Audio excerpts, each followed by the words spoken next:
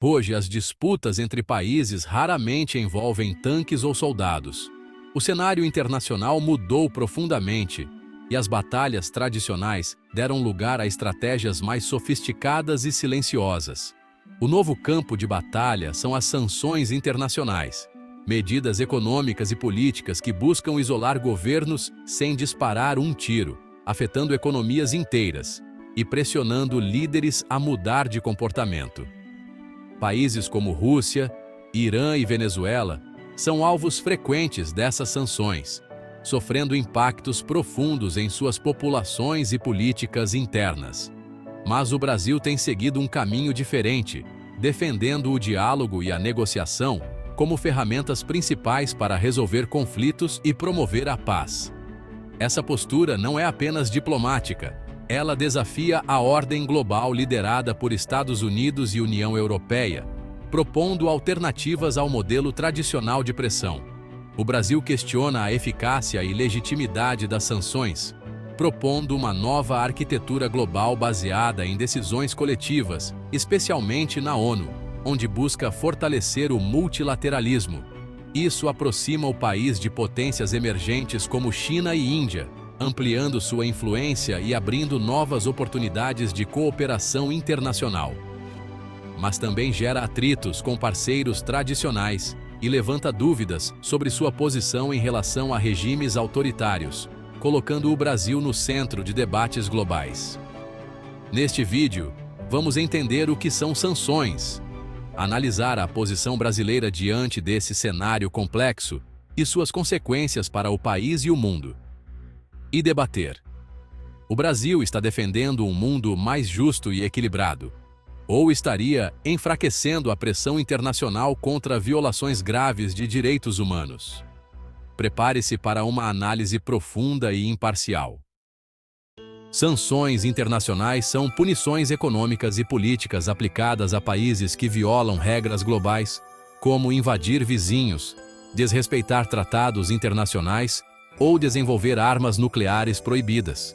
Essas medidas são uma forma de resposta da comunidade internacional para tentar conter comportamentos considerados ameaçadores à paz e à segurança mundial. Elas podem ser comerciais, bloqueando exportações e importações de produtos essenciais, ou financeiras, congelando bens, contas bancárias e cortando acesso a sistemas bancários internacionais. Além disso, podem incluir restrições de viagem para líderes políticos e proibições de investimentos estrangeiros, afetando diretamente a economia do país-alvo. Exemplos recentes incluem as sanções à Rússia após a invasão da Ucrânia, ao Irã por seu programa nuclear e à Venezuela por violações de direitos humanos. Esses casos mostram como as sanções são usadas para tentar influenciar decisões políticas e pressionar governos a respeitar normas internacionais. O objetivo principal é pressionar governos a mudar de comportamento sem recorrer à guerra, buscando soluções diplomáticas e evitando conflitos armados que podem causar ainda mais sofrimento. Existem dois tipos principais de sanções: as multilaterais, aprovadas pela ONU e apoiadas por vários países, e as unilaterais, impostas por países ou blocos como Estados Unidos e União Europeia, muitas vezes sem consenso internacional. O Brasil critica especialmente as sanções unilaterais, argumentando que ferem a soberania dos países afetados e impõem regras de forma desigual, prejudicando principalmente as populações civis. Para o governo brasileiro, só a ONU deveria ter legitimidade para impor medidas desse tipo, garantindo um processo mais justo e equilibrado entre as nações. O debate sobre sanções é, na verdade, uma disputa sobre quem define as regras do jogo internacional e quem tem o poder de decidir o que é aceitável ou não no cenário global. O governo Lula tem sido firme. O Brasil rejeita sanções unilaterais como instrumento de política externa.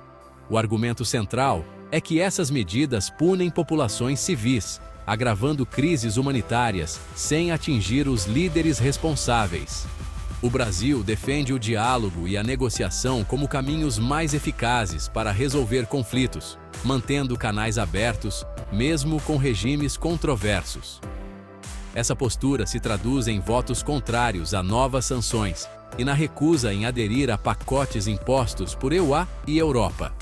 Para o Brasil, fortalecer o multilateralismo e a ONU é essencial para garantir regras justas e evitar o domínio dos mais poderosos. O Brasil argumenta que sanções unilaterais têm efeitos devastadores sobre as populações mais vulneráveis, causando inflação, desemprego e agravando ainda mais a pobreza. Muitas vezes, são justamente as pessoas comuns, e não os governos, que sofrem as consequências mais duras dessas medidas, enfrentando dificuldades para acessar alimentos, remédios e outros itens essenciais para o dia a dia. A escassez de bens essenciais se torna uma realidade, prejudicando a saúde e o bem-estar das famílias. O país também denuncia a seletividade das potências ocidentais, que escolhem quando e contra quem aplicar sanções, muitas vezes de acordo com seus próprios interesses políticos e econômicos. Essa postura, segundo o Brasil, mina a credibilidade do instrumento das sanções e gera desconfiança no cenário internacional. Além disso, provoca protestos e resistência nos países afetados, aprofundando divisões globais. Para o Brasil, apenas a ONU tem legitimidade para aprovar medidas coercitivas, pois representa a vontade coletiva da comunidade internacional. Agir fora desse sistema, segundo o Brasil, enfraquece a ordem internacional baseada em regras e compromete a cooperação entre as nações. A oposição às sanções também reforça a identidade do Brasil como líder do Sul global, mostrando solidariedade com países em desenvolvimento que frequentemente são alvo dessas medidas. O Brasil se posiciona como defensor dos interesses desses países, buscando alternativas mais justas e equilibradas. Essa postura aproxima o Brasil dos BRICS, grupo que reúne grandes economias emergentes, e de outros emergentes que buscam reformar a governança global, tornando-a mais representativa e democrática. No fundo, é uma estratégia para ampliar sua influência internacional e construir um mundo mais multipolar, onde diferentes vozes e interesses sejam respeitados e considerados. A posição do Brasil se insere no contexto dos BRICS, bloco que reúne potências emergentes insatisfeitas com a ordem global dominada pelo Ocidente. Os BRICS criticam as sanções unilaterais como expressão da hegemonia ocidental e defendem alternativas baseadas no direito internacional e na soberania nacional. O bloco investe em instituições próprias, como o novo Banco de Desenvolvimento, e discute mecanismos para reduzir a dependência do dólar. Ao alinhar-se com China, Rússia e outros, o Brasil fortalece sua voz e transforma sua posição em bandeira coletiva. Essa aliança busca criar um contrapeso ao poder do G7 e promover uma ordem multipolar. A oposição às sanções, assim, é parte central da disputa pelo redesenho do poder global. A postura brasileira enfrenta críticas dentro e fora do país. No exterior, especialmente nos IGUOS e Europa, o Brasil é acusado de neutralidade cúmplice por não sancionar agressores como a Rússia. Internamente, opositores temem que a política externa isole o Brasil de parceiros democráticos e prejudique sua imagem internacional. ONGs e ativistas questionam a coerência de defender direitos humanos, sem pressionar regimes autoritários. Há também o risco de retaliações econômicas dos SNBSRIWA, que podem afetar comércio, investimentos e cooperação. O debate revela o dilema entre princípios diplomáticos, interesses nacionais e valores democráticos. A grande questão é: sanções funcionam?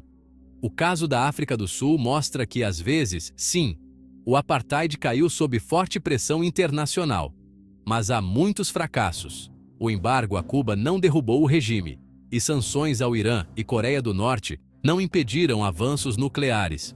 Muitas vezes, sanções fortalecem regimes que usam o isolamento como desculpa para problemas internos. A Rússia, mesmo sob sanções pesadas, adaptou sua economia e manteve a guerra na Ucrânia. Defensores dizem que as sanções punem agressores e enviam mensagens claras. Críticos, como o Brasil, destacam os custos humanitários e a baixa eficácia. No fim, a resposta é ambígua e cada caso traz novos dilemas.